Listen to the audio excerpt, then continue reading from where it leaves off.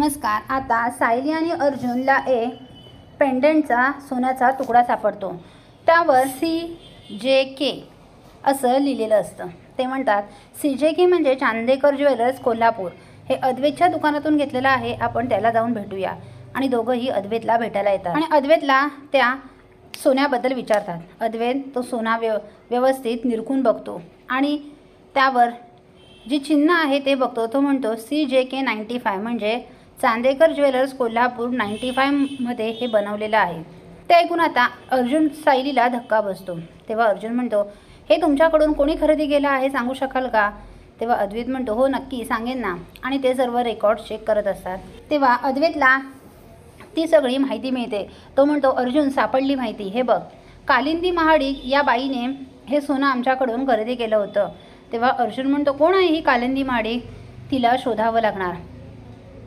आणि अर्जुन आणि सायली निघालेले असतात। अर्जुन आणि सायली निघालेले असतात कोल्हापुरातून। तिथेच त्यांच्या एका गाडीने एक बाई उडवली जाते, म्हणजे तिला धक्का लागतो। अर्जुन सायली खाली उतरतात आणि ती बाई खाली पडते। अर्जुन सायली तिला घेतात आणि हॉस्पिटलमध्ये घेऊन जातात आणि हॉस्पिटलमध्ये गेल्यावर ती शुद्धीवर येते। तेव्हा अर्जुन सायली तिला भेटायला जातात। तेव्हा अर्जुन विचारतो बाई तुमचं नाव काय आहे? तेव्हा ती म्हणते कालिंदी महाडिक। आता कालिंदी महाडिक म्हणाल्यावर अर्जुन सायली एकमेकांकडे बघत राहतात आणि अर्जुन सायली आता कालिंदी महाडिकला सगळं काही सांगतात आणि सांगतात की आमच्यासोबत येऊन तुम्ही कोर्टात साक्ष द्यायची आहे। तेव्हा कालिंदी महाडिक तयार होते। आता इथे अर्जुन परत पनवेलला येतो आणि कोर्टाची तारीख घेतो। आता कोर्टाची तारीख घेतल्यावर तो कोर्टात कालिंदी महाडिकला हजर करतो। आता कोर्टात कालिंदी महाडिकला बघून महिपत आणि साक्षीच्या पायाखालची जमीन सरकते आणि कालिंदी महाडिक महिपत आणि साक्षीकडे बघत राहते। तर कालिंदी महाडिक आहे साक्षीची आई। आता महिपत डोक्याला हात लावतो आणि म्हणतो ही कुठे याला सापडली आणि ही इथे कशी आली? तेव्हा साक्षी मनात म्हणते आई कशी इथे आली? आणि आई जिवंत होती? जिवंत आहे माझी आई। आता अर्जुन हा कालिंदी महाडिकला कोर्टात घेऊन आलेला आहे आणि आता कालिंदी महाडिकला बघून सगळ्यांचे झावे दणाणले आहेत। आता अर्जुन तो सोन्याचा तुकडा जज साहेबांना दाखवतो आणि म्हणतो हा बघा, हा सोन्याचा तुकडा आम्हाला तिकडे आश्रमामध्ये सापडला। हा साक्षीच्या सोन्याचा तुकडा आहे।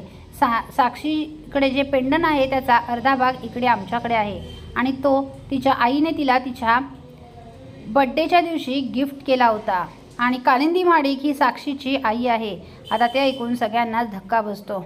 आता अर्जुनने मोठा बॉम्बस्फोटच केलेला असतो। आता दामिनी देशमुखची पण बोलती बंद झालेली असते। काय बोलावं हे दामिनी देशमुखला सुद्धा समजत नसतं, कारण अर्जुनने असा मोठा बॉम्ब टाकलेला असतो की त्या बॉम्बमुळे सगळ्यांची झोप उडालेली असते। आता कालिंदीला बघून साक्षी आणि महिपत तर हादरलेले असतात। आता पुढे काय होईल ते पाहणे कमालीचे ठरणार आहे। असेच मालिकांचे नवनवीन अपडेट पाहण्यासाठी व्हिडिओला लाईक आणि चॅनलला सबस्क्राईब करायला विसरू नका। थँक्यू।